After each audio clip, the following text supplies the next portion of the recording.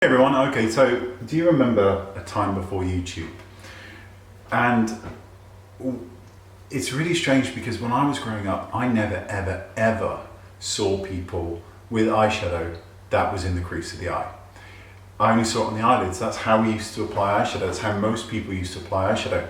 And then we had books on eyeshadows and makeup, and then we had YouTube, and suddenly this whole socket became a field game. It became like a field day of gorgeousness where we could do so much wonderful stuff to it. And it's great. And we forget sometimes that we can just apply eyeshadow to our eyelids and look absolutely amazing. Hang on a sec, the light is coming in. That's better. So, but anyway, losing my train of thought. So, I mentioned this ages and ages ago, and it is still the #1 thing that people do wrong with eyeshadow, especially when you're doing anything that doesn't involve just the eyelid, is people do this.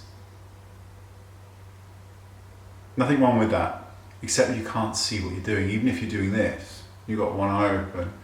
You don't walk around with your eyes like that.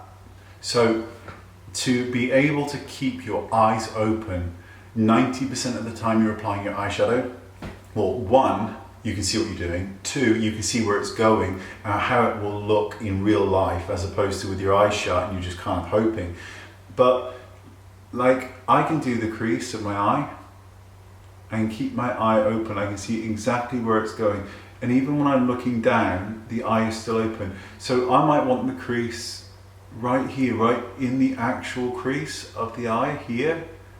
Or I might want it to go a little bit higher and kind of wing it round to the bridge of the nose to maybe follow it down with a bit of contouring. But having the eye open is so important. If you're doing a smoky eye, which I like to call the outer smoke, where the majority of the colour is at the outside kind of going up, you keep the eye open, you do these circular motions like this, and you just blend it out. It is not rocket science, I promise, because as opposed to doing this, your eye is shut, and when your eye is shut, you sometimes can't really see where the border ends the same way as when your eyes are open, which is another reason to curl your lashes first, so you can actually see where the lashes kind of go up. That gives you another guideline. But it's that simple. By keeping the eye open the majority of the time with most eyeshadows, you can avoid mistakes, see where you're going, curl your lashes so you've got a guideline.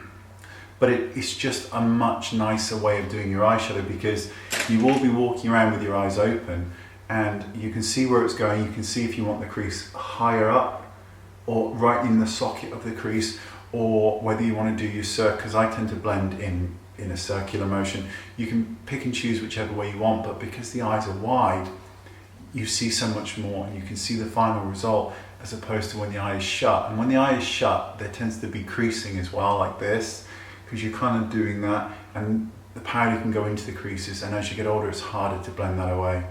So yeah, it's just a really quick tip on do your eyeshadow with your eye open 90% of the time.